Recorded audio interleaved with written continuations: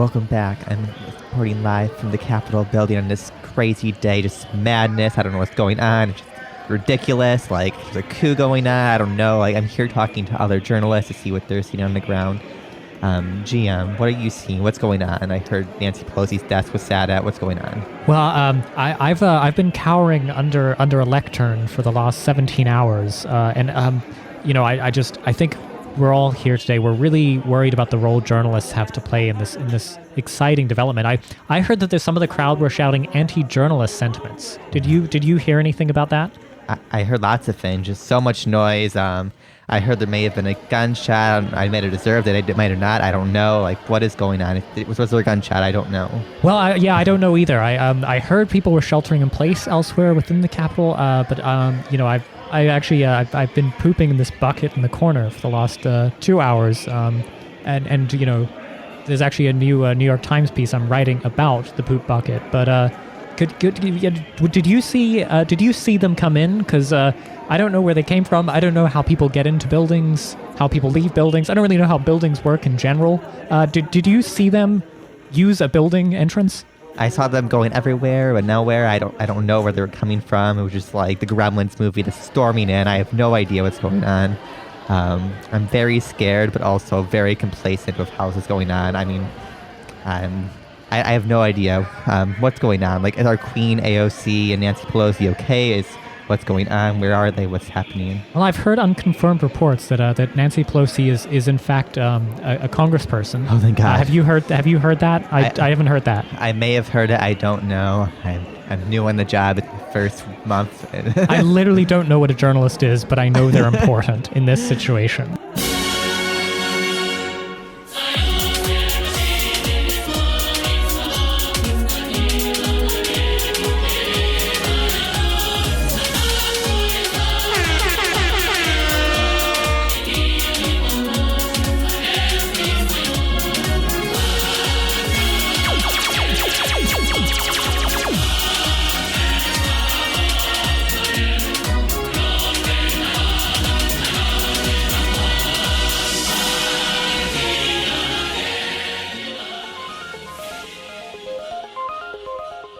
What is up, you guys? Welcome back to the Twink Revolution. I'm Sam.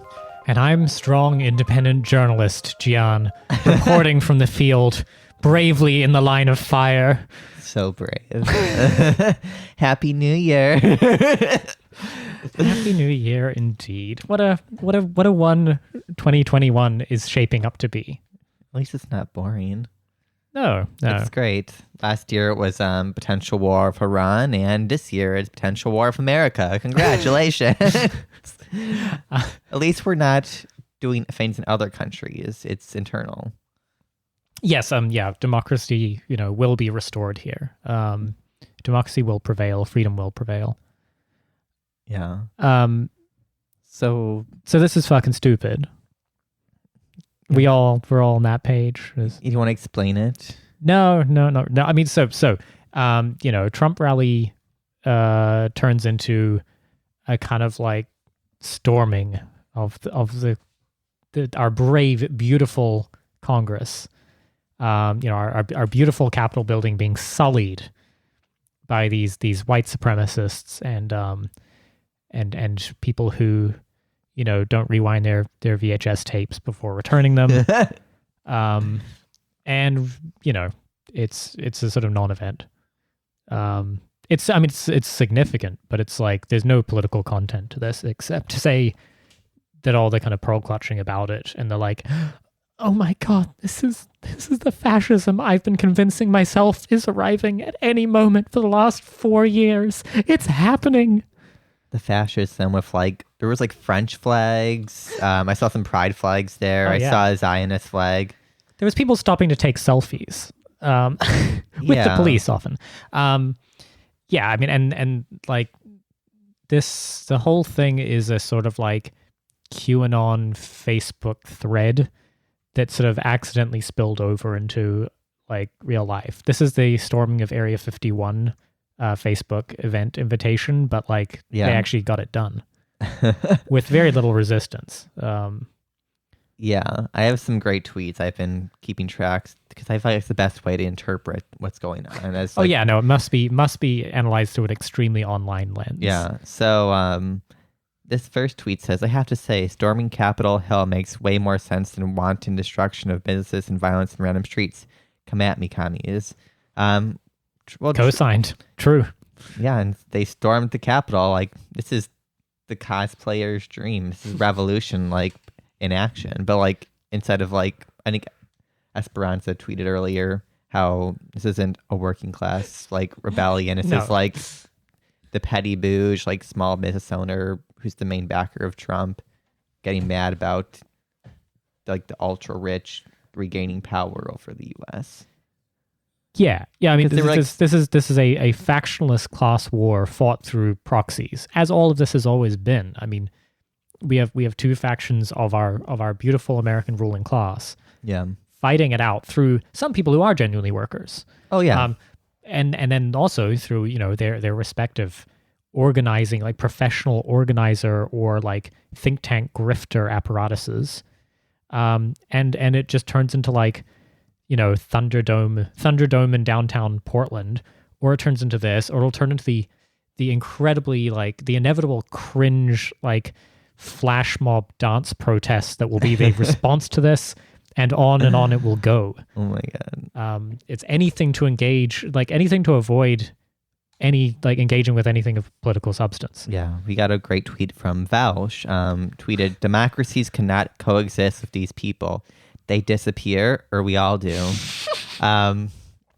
One-way helicopter rides for Proud Boys. I don't think they know what fascism is, but that's what fascism does to, like, mostly like a non-threat. Like, the government's kind of doing jack shit to, like, do anything. Well, Like, yeah, they weren't shooting back even. But this is that, like, so sorry, just the term, they use the term disappear is so sinister in that, because that is literally the way that you know, all of these left-wing revolutionaries and, you know, trade unionists have been referred to through many violent right-wing I'm Pinochet. actions. Well, yeah, exactly. The disappeared. Yeah. Well, so anyway, that's threatening as hell. We got a bunch of blue check marks, like Ben Rhodes tweeting about Putin didn't want sanction relief. He wanted this. It's Putin's fault that this is going on. That's not true. I think there was a recent revelation that, like, Russia was actually kind of relieved it was more Democrat in power again. Well, but also, like, if you even just take a sort of a normie, like a very normie political analysis, you would say that Putin as a leader, if you were to believe the sort of the mainline Democrat version of Putin, he's just a tyrant and a dictator, and he's just clinging onto power of the beautiful democracy that would flourish if not for him. I don't think he would want television pictures of people storming into a Capitol building. No, that would be like, it would not just be even in his basic self-interest if you were to believe that account. I suspect he doesn't give a shit. I don't think he cares. I suspect he's like probably he's got an anonymous account on Twitter with about 12 followers, and he's just giving the most hilarious wry irony poison takes. That's what I guess Putin's up to right now. He's up to right now is going to Orthodox Mass. There was actual tweets about that. Checks out. We have other very important YouTuber personality, Natalie Wynn, tweeted a video of protesters breaking into the building, and she quoted, "When the looting starts, the shooting starts."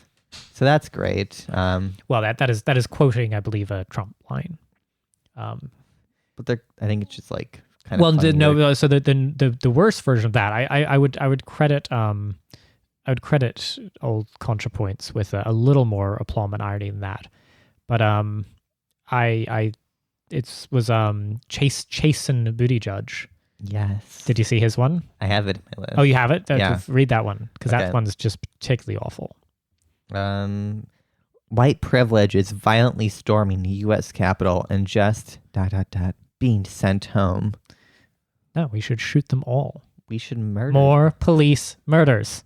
That was the entire point everyone was trying to make in the summer, was that, you know what, the police just don't murder enough people we disagree with politically. This is the issue. They're like, oh, the police aren't doing stuff. I'm like, so you want them to do stuff, or you don't. Like, what do you want? Like, you can't, like, you want it to be more violent so it's equal? Like, that doesn't seem very progressive. It's racial quotas for police violence. This one's hilarious. That's what we're going for. Okay, this is from the Anadolu Agency, which is the Turkish state-owned media, and they tweeted, #breaking. Turkey invites all parties in U.S. to use moderation, common sense to overcome this domestic political crisis. Turkey, concerned over developments in U.S., urges calm and lawful solution to problems, says Parliament head. Hilarious. Nice. Like, great. Oh, this is fun. So Samira Khan, lovely woman. Love her. Tweeted a Cory Bush position, and it is dated January 5th, which is yesterday. Today is January 6th. And it was a bill that basically Cory Bush says, I believe the Republican members of Congress who had incited this domestic terror act through their attempts to overturn the election must face consequences. They have broken their sacred oath of office. I will be introducing a resolution calling for their expulsion. A little weird. It came out the day before this happened. That they had the interns up all night yesterday drafting a disciplinary bill. So the Republican leadership or whatever are sort of hand-rigging mostly about this and being all like, "Oh, there must be peace." Trump gave his hilarious little video snippet. Mm-hmm. In terms of yes, the lib response to this is the funniest part of it entirely. The protest itself hilarious, and not in a sort of like that the.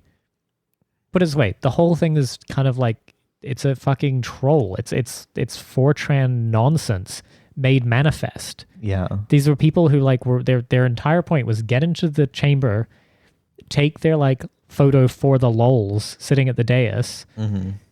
and then they left. Yeah. This is not a coup attempt. It's not a putsch. It's not anything. Right. So we have another tweet. Linda Sarsour, lovely woman. She's not lovely. She's horrible. Tweeted, a woman was killed at the U.S. Capitol. Someone better be held accountable for her murder. And someone posted below, here, this guy. And it's Trump. I'm like, I don't think Trump shot this woman. Like, it was either police or it was one of the protesters. It was police, I believe. Which is it's just a very weird thing. Well, I mean, if maybe this will be the moment that Trump MAGA morons will sort of take the issue of police brutality seriously. No, they weren't. They were being quite hypocritical about it, as you might expect. Put it this way, irony and consistency are not not strong points. I meant they were saying we were the last ones defending you and we don't support you. Fuck you, ACAB. Well, that was yesterday. That video, I know the video you're talking about. That was yesterday. No, today there was, I think it was Ben Norton, or is it Max Blumenthal? It was Max Blumenthal was there, and asked a person who was going off about the police shooting this protester in the Capitol, mm-hmm. and sort of was shrugged off. We also have enough tweets. They're boring now. Oh, this is the last one. So okay, Twitter is removing his tweets. Whose tweets? Donald Trump's tweets. Oh. And they have threatened to permanently ban him from Twitter if he breaks the rules again. Wow, he can get a warning. You can't get a warning. Double standards. Yeah. Our friend Caleb Maupin, I thought, had a sort of very good, very authoritative early take, which well, as context, I think there's been a lot of hand wringing about this since the news broke 4 hours ago or something. This is a developing breaking news story as we record. Yeah. But people have been sort of trying to figure out well, wait, is this a revolution? Is this proletarian uprising? Is this the sign of revolutionary potential? The answer to which is sort of no, not these specific people, right, and not this specific agenda or interest they're pursuing. But Caleb's point was to say, kind of, can't you imagine if we'd been not spending all our time on the left trying to win the protest cage and actually trying to win the masses? Yeah. And we didn't. We have not won the masses. But clearly another strain of a pretty ugly populism has. And if you can incite that many people to go literally bust through a police barricade and you know, arguably a kind of compliant one, but whatever, and go and do this. Mm-hmm. Gee, can you imagine if there were some material demands behind it rather than like a procedural fetishism around like recounting of electoral votes or some shit? It's very boring. It's very anarchistic too. There's no like centralized political leadership behind it. Like, there's no stated Oh, there is. goal. It's baked Alaska. Oh, well, you know what I mean? Like, there's not a concise, like, leadership. Like, actually, they don't have an end goal. Like, they just are doing what you said, kind of like LARPing and... Well, but it's not even LARPing. I think that, like, it's clout chasing, where I would say 95% of the people who actually entered the building were live streaming. They were TikTokers. Like, Nick Fuentes was in there. Like, really? Yeah. Was Catboy there? I don't know. I haven't seen his. I'm sure his video will drop. Yeah. Eventually. Like, you know, this was media spectacle. This is the right wing media apparatus loves this shit. This is all they go and do. They go do this sort of brawling, like LARPy shit. I guess it is LARPy shit, but like, you know what I mean? Like, it's brand building. Yeah. It's who can be the most diehard, like, ride or die for Trump. This is how you get the biggest audience, and you live stream. You're like, I'm in Pelosi's office. Yeah. Like, good on them. Yeah, whatever. Sure. In some way, it is less LARPy, though, than a lot of the Antifa, prior Proud Boy stuff, where just like fighting in Oregon. Like, they actually stormed the Capitol, which is like ballsy.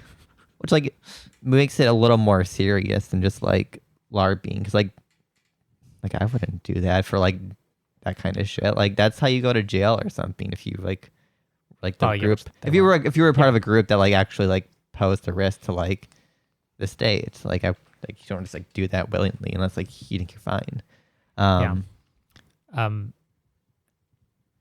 Well, I mean, do you want to comment on the class character? Because I feel like I disagreed a little bit with Esperanza about this being like the petty bouge. Because some of it certainly is. Yeah. But I think the class character of this whole thing is to say people are not doing well. Yeah, I think it's a mix of obviously the petty bouge, because like they're always going to be in these things, but Sure. There is definitely a working class element. There's people who actually think like the government's run by like pedophiles and like it's controlled. Right. Like people think the CCP And they're right, but yeah. Runs the country now because of Joe Biden. People were screaming like, "You're owned by the CCP now," and they think it's like crazy. But also like people are like in a over a year long pandemic lockdown sort of thing, and it's like all these situations plus like all the like inability to actually make sure people are getting money and stuff. I think it's just like the perfect storm for like this kind of situation. Well, yeah, let's review. Epstein definitely kills himself in federal custody. Pizzagate stuff is, all 100% true. Yeah. Then I think things, there's a sort of an acceleration of all that with the pandemic where, I think we've been on the record as saying like the government response to that has given plenty of people good reasons to be very suspicious.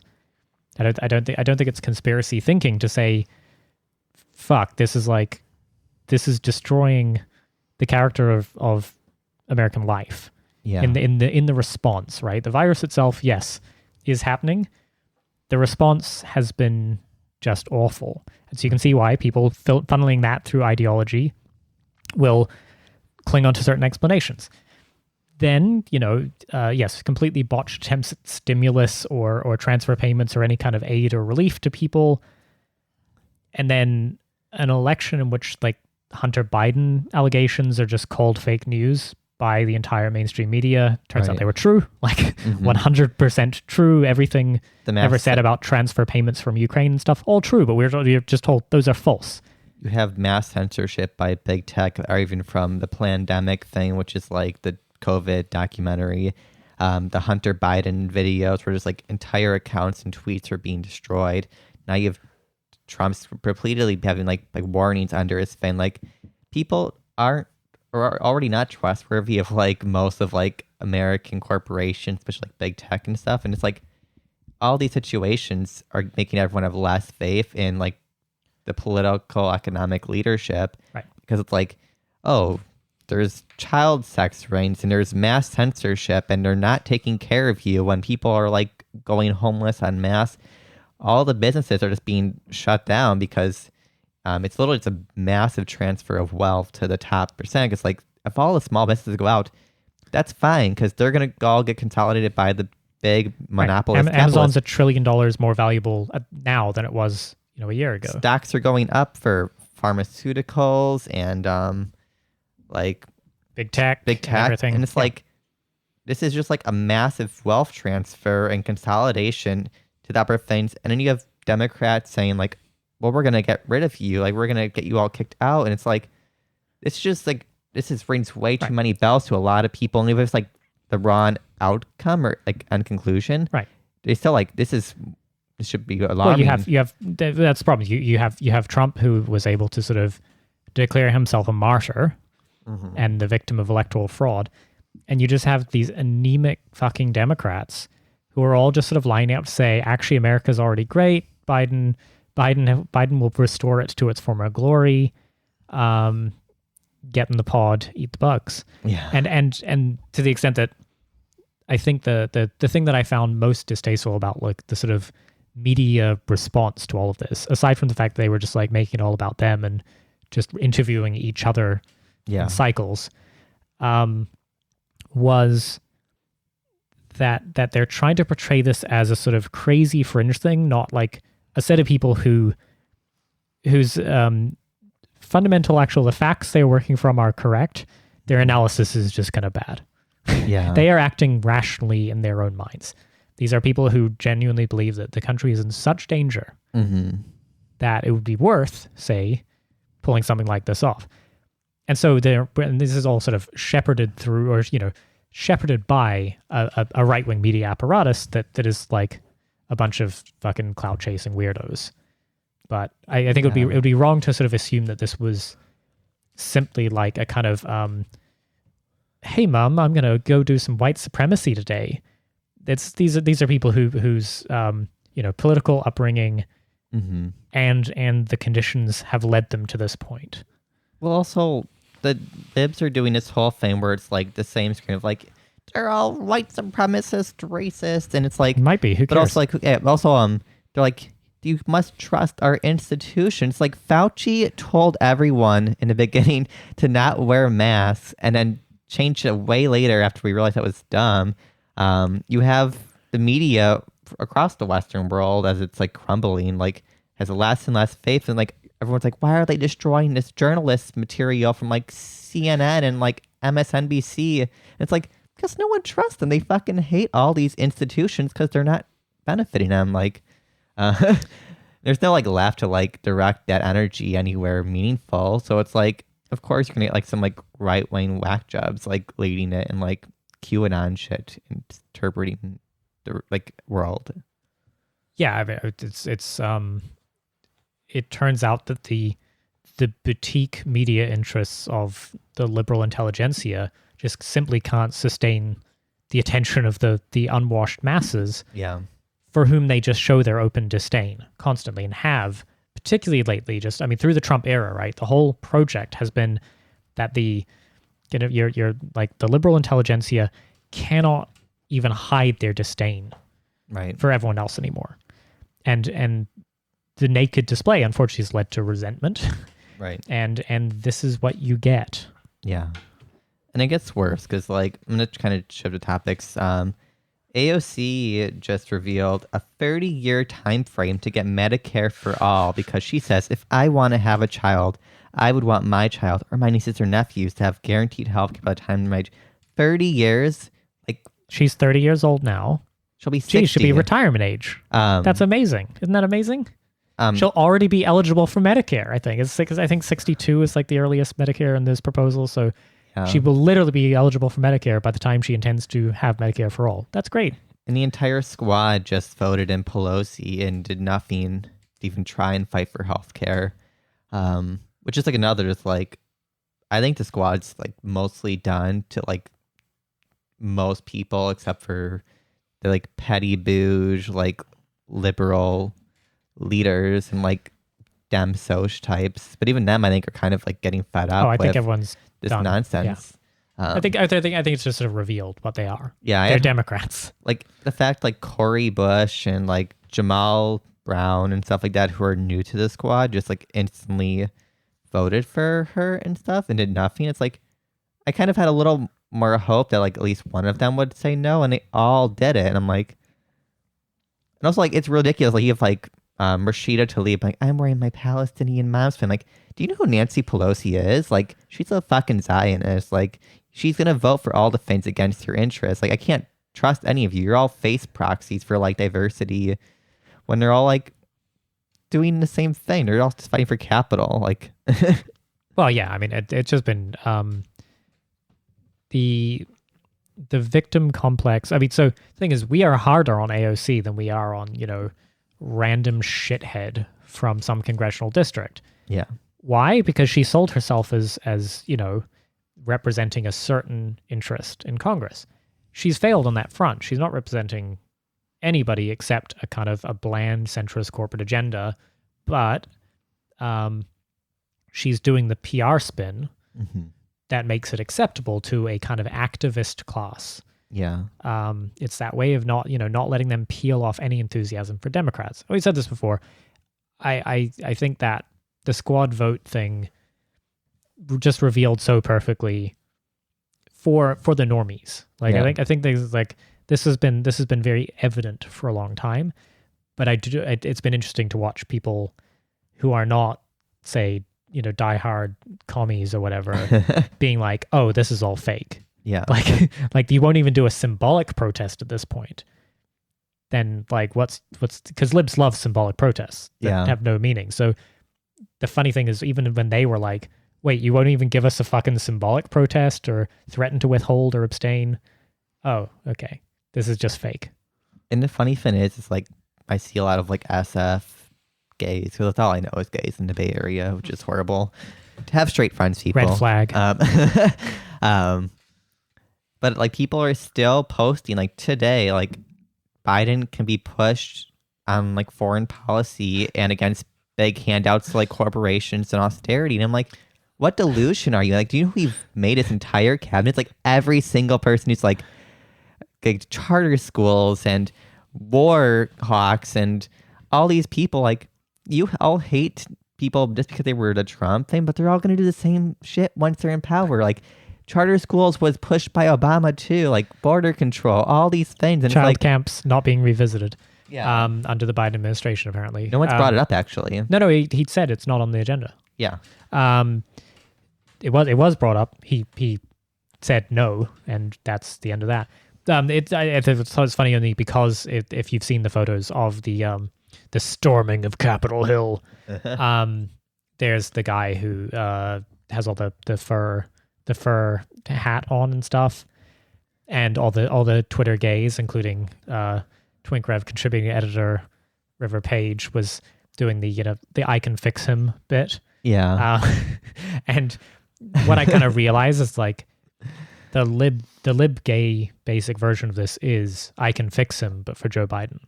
Right. They're like, yeah, sure, he's a war hawk and has provided uncritical support and just ruined the inner cities and has basically immiserated, the entire world.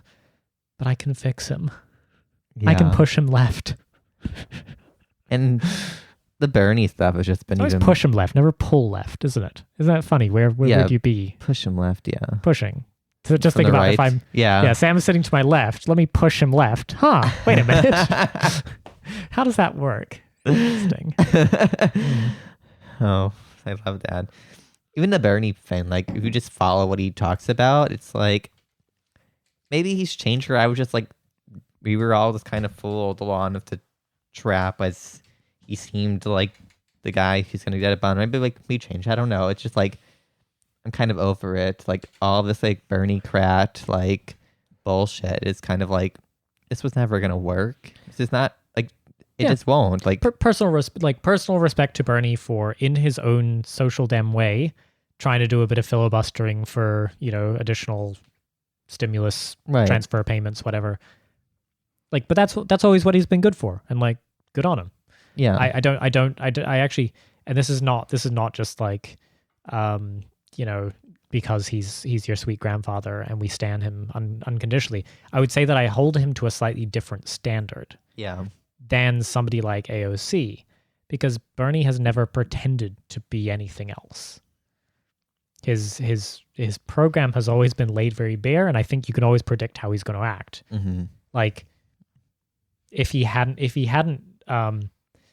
been a minor annoyance to the wheels of legislation over this, I would have been surprised. And lo and behold, he had an essentially symbolic gesture. He made an honest attempt, but largely ineffective. Yeah, and that's what he's always done. That's what he's for. Yeah, good on him. AOC won't even fucking do that. Right. Yeah, no, Bernie's still better than AOC. But that's like saying like, oh, like Molly's that's just your misogyny. Better than meth, and it's like, well, of course it is, but it's like it's probably still not great for you if you just take it off the street. Like, I love your relatable man on the street metaphors. I gotta communicate the communist ideas to the like normie gays who listen. Yeah, you're like, oh, now I get it. Oh, okay. Yeah. See, dialectical materialism is like when you do too much ketamine and. Democratic centralism is like getting your drugs tested. You want to make sure it passes the bars, so it's actually. We don't take any of them until we test all of them. Yeah, right. Good. That's great. Speaking of people who I wouldn't mind giving bad drugs to,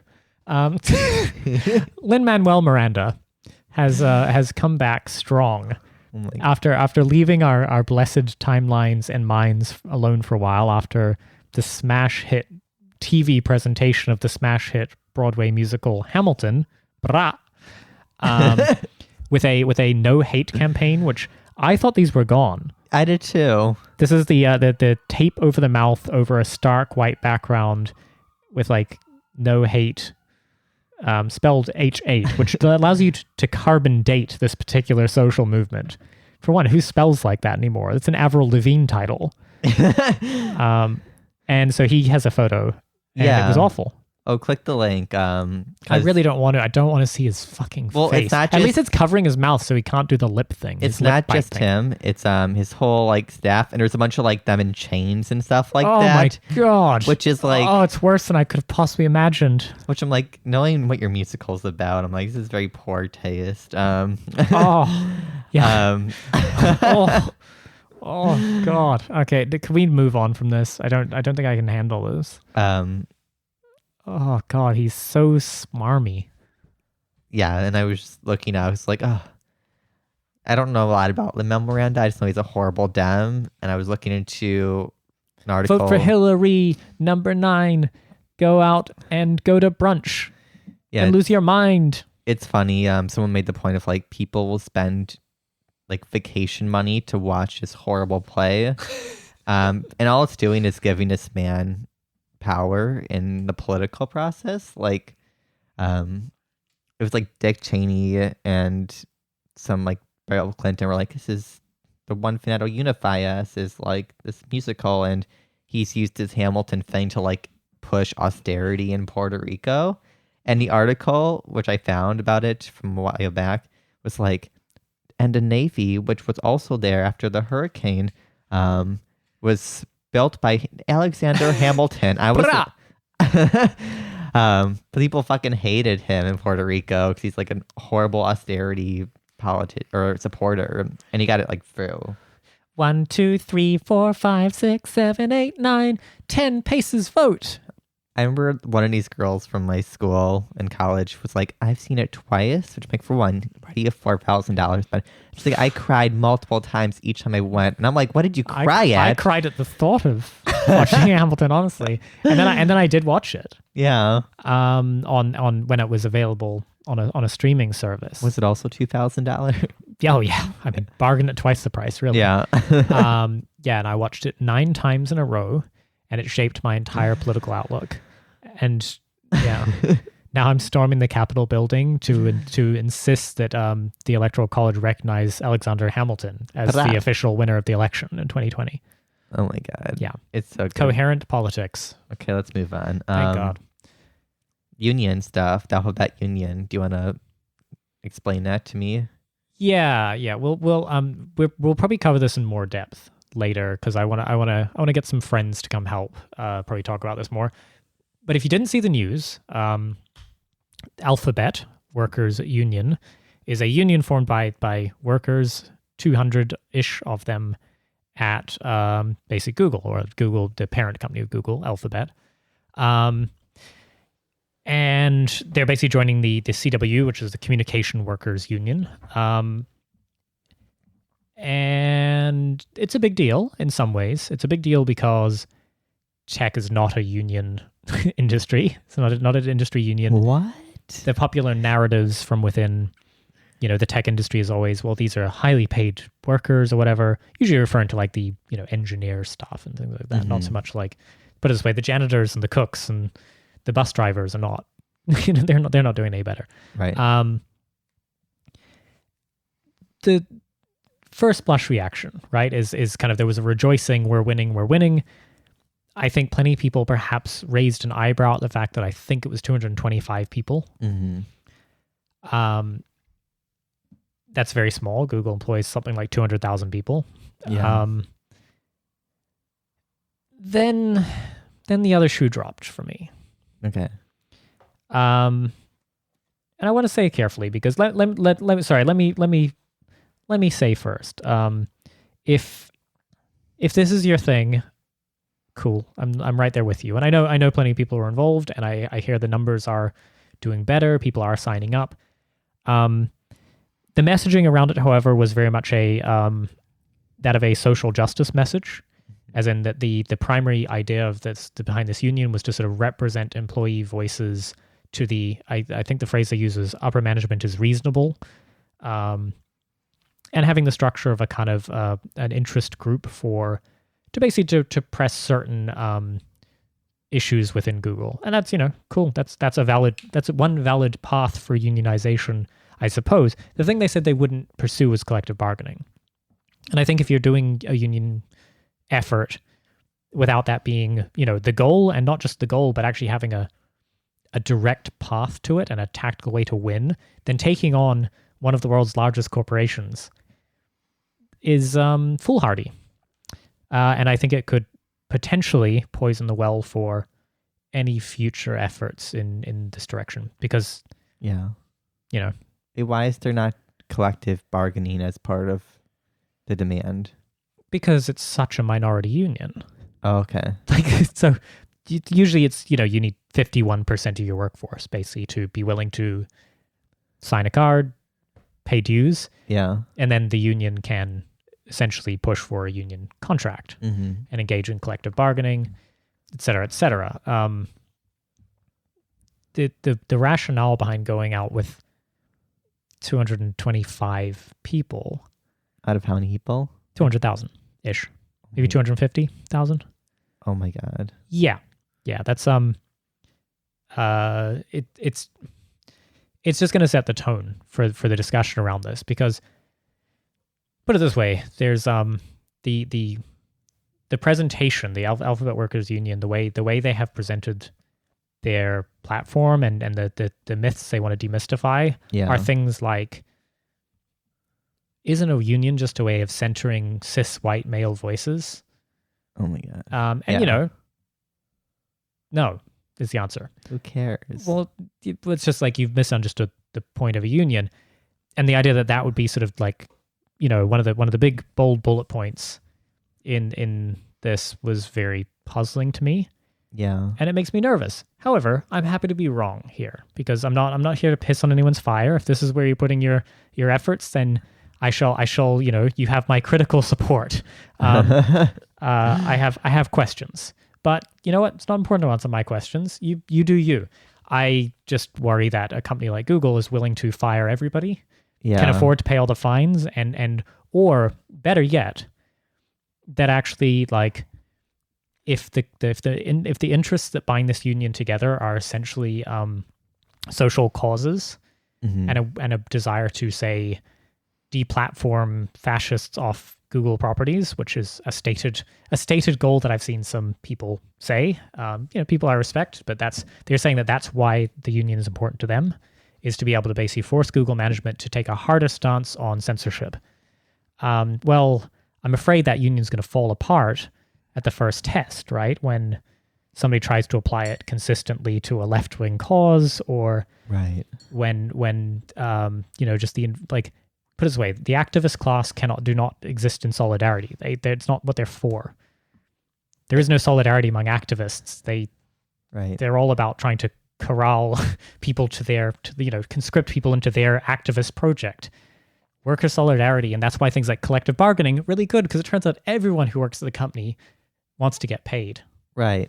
I think that when I was looking at the website as well, what was most alarming is so many of them just put their pictures and names as part of the union, and it's so small. I'm like, you're just gonna get targeted now. Like, you're a target to this like owning class of Alphabet, because like they know who you are now. Like, that's extremely dumb. It's like when people like post like, here's our picture of every member in our like socialist group. I'm like, why are you doing that? That's dumb. That's not safe. Like, because we don't live in like a magic world where like the government doesn't care anymore if you're going to threaten the interests of its donors. Like, of course they are. Like, you think the stuff is just like suddenly ended after Colonial Pro? Like, no, it's very silly. But also the descriptions and reasons. I think there's a false illusion that like in a lot of their descriptions, like, oh, well, we want to ensure the company's values do good for the world. I'm like, that's not how it works. You're not changing capitalism. It's always going to be about profits. It's about you and your interests getting what it needs, like your value labor and like some benefits. Like, well, I think a lot of that is about speaking to an internal audience. Yeah. These are people sort of standing up. To their credit, I mean, it's very, very bravely, I think, whether it's well advised or not. I mean, not for me to say. Yeah.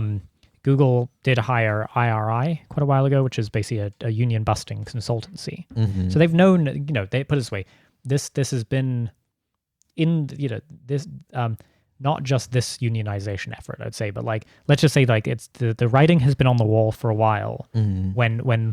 When workers started coming into conflict with Google management over some very high profile cases that have been published, around like Google's work with the State Department, Google's work with ICE, Google's work with, various like weapons contractors, or its complicity in certain eavesdropping schemes and shit like that. Like, there have been these confrontations, and turns out people who make a fuss have gotten fired. Mm-hmm.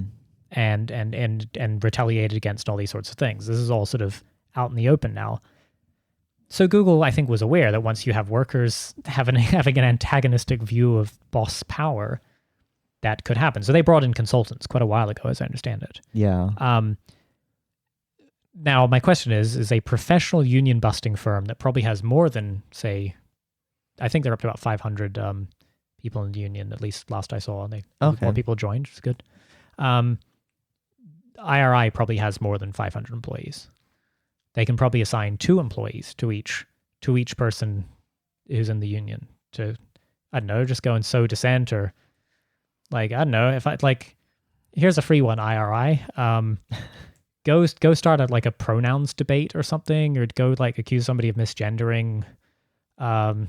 Find a messy breakup in there, and like, you can blow that shit apart in a day, because it's not what binds people together. Like, what is binding these people together is not a shared animus towards the bosses and a shared set of material conditions. Unfortunately, if it's a project that is essentially one of personally politically motivated activism, mm-hmm. that's cool and all, and I'll be right there with you, but I don't know how you build a minority union under those conditions. I think it'll be really, really tough. So I don't know. Well, the union also stated on their site that they're like not majoritarian, and like they worry about authoritarianism in their union. Also, like, they don't want the majority of like to take over, because it's like maybe too many white cis men or whatever. Yes, that was specifically saying that democracy can lead to suppressing and marginalized voices, and I should just quote really from it directly, but it's something like we believe that like the first those who are lost should be first, or something, or heard first. Sorry, I can't spell alphabet. There it is. I should have told them. So so we are BIPOC workers who believe in social justice. We are alphabet workers who stand united. It's there's a whole kind of ticker thing, which is all very lovely. We are conscientious objectors who you can do Mad Lib style. It's good. Who stand alongside our communities, who fight against totalitarianism. This is just, it's a very specific kind of rhetoric that. Did you know what Google does? Like, do they know? Do they know what they do? Like, I'm sorry. Like, Google's like, if you're gonna if we're gonna use the silly word totalitarian, which like has a very like, subjective analysis, I would say Google's definitely totalitarian. Like, it's like the censorship like media thing. Like, I've tried to like look up stuff from like years ago, and like it's just all like mainstream like compliant media that all goes with the same messaging they want. Like, well, it's I think that the Silicon Valley sniffing your own farts kind of messaging is it's a unique style of Silicon Valley branding, which is we are changing the world through blockchain based dog sitting services or whatever. It's always we are changing the world, right? And so this I guess in order to be appealing to this workforce, I understand why the messaging might be couched in those terms. And as I say, I'm not eligible to join or whatever, so it doesn't fucking concern me. Yeah. But I'm just suspicious of maybe whether people understand like where a union sits in terms of basic power relations within the economy. If you write a mission statement, which is our union strives to protect alphabet workers, our global society, and our world. We recognize our power as alphabet workers. Yada, yada, yada. It comes from a solidarity with one another and our ability to collectively act to ensure that our workplace is equitable and Alphabet acts ethically. It's written in activist speak, and that's fine. Maybe that's how you radicalize the good workers of Google. I don't know, but I worry. Their profiles, like there was like a furry profile on one of the people members, and it was like just like very activist and speak, and like a lot of these people wrote things or had pictures. They didn't have their pictures of themselves, which like I think it's probably smarter to not do a picture of yourself. Like, don't do a furry.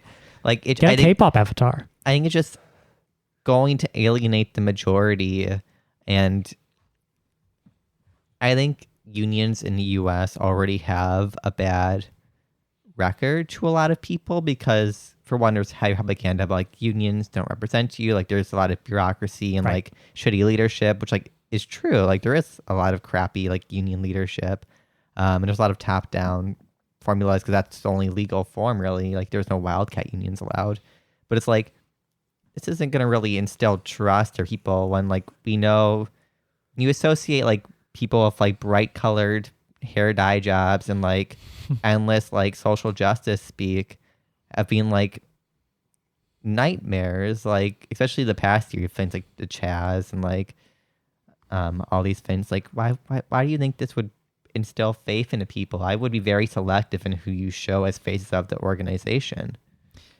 Yeah, that's the thing is like whatever, it's got to be built on local conditions. And yeah. I wouldn't want to try and imagine that I understand what like. I wouldn't want to fall into the trap of believing there's just some silent majority of Google workers who feel a certain way and would find this alienating the way I find it alienating. I don't know. Yeah, I don't know. I'm not saying they know. No, I know. I'm simply saying like I wouldn't want anyone to read that as my critique. I think I'm just suspicious of the kind of the forces of reaction that will very successfully contain this. But it's where you can't fight your coworkers and the bosses at the same time. And so just knowing what I know about like anytime any kind of like social justice messaging, and that's not to sneer at the idea of social justice, it's to sneer at the messaging of social justice having become essentially a partisan political tool, right? It's a signaling tool to your inclusion in a camp. Mm-hmm. And for every person who's like got their Biden-Harris sticker on and is very carefully using language in certain ways that is sort of concomitant with a certain understanding of social justice, there'll be somebody else who's rolling their fucking eyes. Yeah. And it might be because it's, me rolling my eyes because your Biden-Harris stickers or whatever are fucking hideous. Or, it could just be somebody who's like just a bit of a fucking normie and just comes from a different place in the world and comes in with a different worldview and a different perspective. Right. So I don't know. I don't know how you build a majority union off a rhetoric that is already just not going to be universally connecting. Yeah. And so I don't know. I hope I'm wrong, but I don't think I'm wrong. Tech is also a huge industry of like non-local Bay Area people from all over the world and all over the country. And it's like it's tailoring to a local like area, but not tailoring to like the like very like international selection of workers who work in the Bay Area. Because like there's and people think like the Bay Area is like this, like Silicon Valley is this giant woke, like young, like tolerant place. Like there's a lot of very strong conservatism, libertarianism here. Like a lot of just rich liberals as well, whose politics are those of Nancy Pelosi. Yeah, there's a lot of people just like don't like this stuff. I think the activism sphere is a small group that just makes it seem like the Bay Area is into that, but it's not. Even the gays here are like very right wing when you actually like ask them about anything. Ask them about what we should do with homeless people in San Francisco, and suddenly all that rhetoric is just doesn't really hold up. So anyway, I would want to just underscore that what I think we're voicing here is a skepticism around an approach that feels niche, and I don't want unions to be niche, and I certainly don't want a first attempt at serious unionization in an industry that holds so much sway over our lives. I don't want it to be regarded as a kind of like a woke employee resource group, which you can pretty quickly put into a box, right? Like there's a gay Googlers group, and there's a I know parents Googlers group. Yeah. Fuck it. Why, the union's another one of those, right? And it's the social justice one. Mm-hmm. And if that's how management manages to sort of perfectly recuperate it, because put it this way, unless you have contract power and you have strike power, then you're not like, whose balls are you holding? You're squeezing your own balls. Yeah. When trying to negotiate with management, like, don't make me do this. I'll do it, motherfucker. Right. So I don't know. Yeah. I hope I'm wrong. As I say, and like, I'll lend my support however I can. Yeah. Wish them the best. Hope they do succeed, because I'd rather have even a cringe union take power. Because it's still a union. But like, we'll see. I don't know. I have no idea. I'm not in the tech field. I never have been. I've never been a part of a union, so I don't know. I just like knowing what I know from like reading about some of the union history and like all this stuff, and being an outside viewer of this world. It's like, okay, well, these are some things that would alarm me if I was within these spheres. Yeah, I think I have been in more than one union actually. Really? Yeah, many years ago. They're not very popular around these parts, if you hadn't noticed. Yeah. And I don't know, like I think like my understanding of what they were for and what they could do for me was important. So no, I encourage people to talk to your coworkers about what matters to them. Right. Don't talk to them about what matters to you. That's maybe that's my meta point. Maybe that's my like what's just didn't sit well with me from the start. Because my first impulse was, hey, that's cool. Then my second impulse was a sinking feeling of like, look, if I turn up to work and I turn to the person next to me and I say, actually, what Anna and Dasha said on Red Scare yesterday, as I think Dasha was right, and like they're not going to give a shit, right? Because that's something I'm interested in. It's not something they're interested in. Yeah. And in the same way that saying that the most urgent thing to organize around is a specific social issue or a specific kind of set of policies is talking about what you're interested in, not talking about what your coworkers are interested in. That's a really good point, and I think it ties to a lot of this activist culture as well. Is there is an underlying, I don't want to be mean, like it's like a narcissism. It's a fixation on you as a personality, a person doing this cause because you think, like, I think we need this. It's always about I, and it's like, you can't do that as an organization. You need a collective we, and this is obviously like an issue with an anti like leadership, like kind of like union leader, like race of like authoritarian union type styles. And it's like, you need at some point a collective agreement, and that's the voice spread out. You can't just have everyone saying their own personal thing. Like, well, it has to be, principled. You need to be like strict and principled. Strict and principled on the like the lowest common denominator that binds you together, that's which is that you are all selling your labor to the same people. Yeah. That's about all that binds you together. And I think this coming in with a strong assumption that there's something else that binds you all together. A certain way of looking at society, a certain way of understanding the world, a certain view of party politics. Yeah. That's not just not really the basis for unionization. But hey, yet again, hope I'm wrong. Yeah. What else we got on the docket? I think we've caused enough trouble there. I think we've done enough union busting, pro bono union busting. So we have some really good news, which is always good. Julian Assange has been ruled on Monday. Could you just say that name one more time? Julian Assange. Julian. Yeah. Julian Assange. I'm sorry. Julian Assange. I like that. That was good. I'll start calling him that. Is not being extradited to the U.S. because the judge in the UK ruled the prisons here are so horrible that it would be in like violation of his like human rights or something like that. Wow. Checkmate, prison reform activist. Still think reforming our prisons is a good idea. Apparently they're so terrible that it can fight unjust extradition cases. So aren't you glad our prisons are basically just giant torture buildings? Yeah, the U.S. has ruled they're going to appeal, and today, or like maybe last night, because it's kind of like in Britain time, so it's been going on during nighttime, and I've been staying up for a lot of it. But the bail hearing, the judge rejected bail for Julian Assange, so he's still in prison, which is horrible because he's not doing well. There's reports of very high COVID rates within his unit, and also like just health in general is deteriorating. He's been, this is a person who's been held in a sort of de facto solitary confinement for years. Especially mental health, because like one of the big things was like maybe in a way Epstein kind of saved Julian Assange because they've said it's too easy for him to kill himself in a U.S. prison. Yes, the judge specifically cited the case of Epstein. Yeah. So not only did Epstein not kill himself, he might have saved Julian Assange. Yeah. Think about that. It's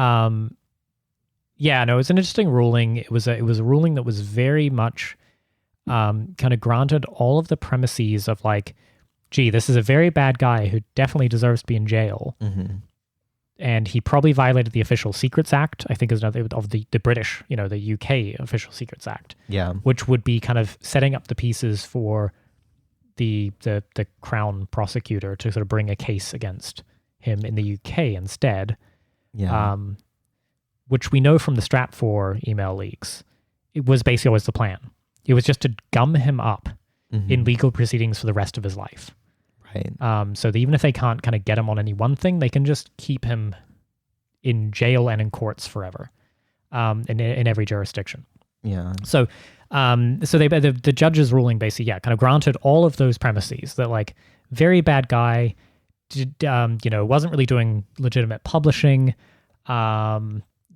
definitely should be put to death, but not by suicide in a U.S. prison because those are really bad. So it's very narrow grounds for a rejection of the extradition, which, take the fucking victory, but holy shit, not really a win overall. It's also like, I think the most disgusting part of this, besides like, government collaboration to like make this life, like 49-year-old man's life looks like he's like 75. He looks horrible.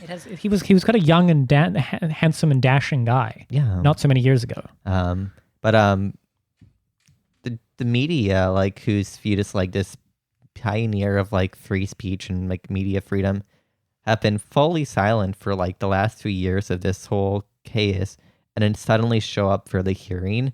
And a lot of people who like he supplied stories to just like either betrayed him or said nothing. And also the coverage of like BBC and like, you know, like more like corporate, like Western media has been like, fixated on always shots of like, you know, journalists and stuff. And then you see things like RT and stuff showing like solidarities protesters, and like they arrested a 94-year-old man who was like protesting rejection of bail. It's like very frail old man. It's like, what is he doing to you? Like, this is just like that represents an imminent threat to the public. It's just like maddening. Like, it's like they're trying to make it seem like no one cares, and it's like there is a lot of people that care. Like, but the media didn't want to show them. Yeah, I care. RT showed them. Like, yeah. RT, this evil Russian media, actually has been very good at covering this case throughout the term, and a lot of like the like gray zone journalists and stuff have been very good. It's like the mainstream media doesn't give a fuck. Like, they want him to rot in jail and die. Well, he's a cartoon villain at this point. He's rendered as, put it this way, like the Stratfor leaks gave a lot of evidence about the general strategy for dealing with Assange and defanging him. And I'd say that it has worked pretty damned well, right? I mean, they've just dirtied him up sufficiently. Yeah. Where nobody quite knows what it is he's done. Yeah. But everyone thinks he's done something. Yeah. So there's like any time he's mentioned, right, it's always under a cloud of suspicion. There are always unresolved charges or something that just sort of are in the background, or the judge sort of talks about like, well, there's allegations that there was hacking going on, that he was actually hacking for something in order to obtain this information. He wasn't just publishing, and like none of these have been proven in court. Yeah. But you know, you just sort of have enough. There's just enough mud that you can just sort of always say I must have done something.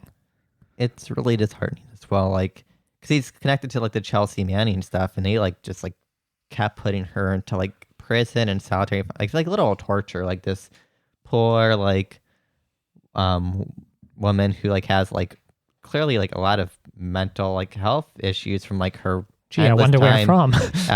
In like solitary confinement and multiple suicide attempts. And it's like she went there because she wasn't going to like fuck over like Julian Assange. And I was like, no, she stood tall and stood strong. And the left is like nowhere to be found. Like the only ones I really see doing it is like the few like independent media figures and like the very old like libertarians who are like my age, like a few of them who are like friends of like people like Ross Ulbricht's like mom, or like knew people like or talked to Snowden and stuff like when they were really big, and like the libertarians like they don't talk about them anymore. Like Edward Snowden's still in Russia because he can't come back. Julian Assange is rotting in UK jail, and like Chelsea Manning's out, but it's like after how long, and then how how is her life, right? I mean, yeah, no, I mean this has always been the game, and unfortunately, the libs were played like a fiddle in this way, because if you remember,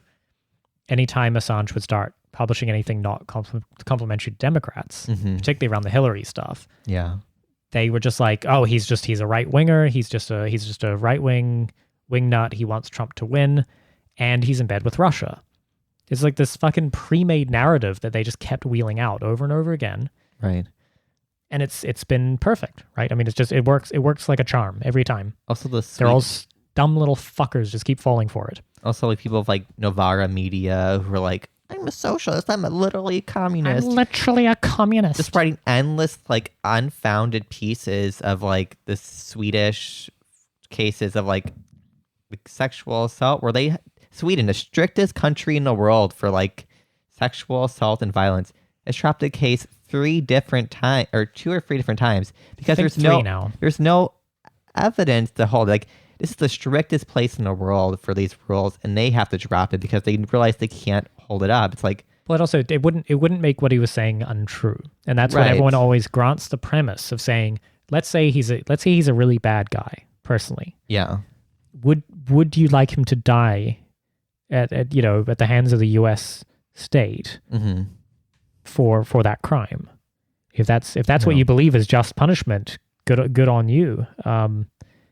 I can't share your enthusiasm for blood there, I'm afraid. Like all these whistleblowers, Snowden and Chelsea Manning and Julian Assange, for one, like people need to get over like the fact, like some people also mention like, oh, well, they're not leftists or like libertarians or like anarchists. It's like, who cares? Like, yeah, it's not a partisan political question. It's a question of whether you believe you should know what governments and corporations are doing. It's not. Do you believe publishing is a legitimate political activity, and publishing things that are very inconvenient, very unpopular? Yeah. Should you be allowed to do that? Well, I say unequivocally yes. Also, Mexico's center-left leader, AMLO, said if Julian Assange gets out, he will give him custody within Mexico. I think that's the wrong choice. I think Julian Assange should go to Russia, because I think I'm serious, because I think Russia is a much more stable country leadership-wise. Mexico, I could see easily just returning back to a U.S. compliant state. Doing what Ecuador did. And he would literally get sent straight to the U.S. Right, which, Ecuador. There's probably, don't forget, he did make some trouble in Russia too. He's not necessarily very popular there either. I mean, you would hope that the Australian government would have a spine.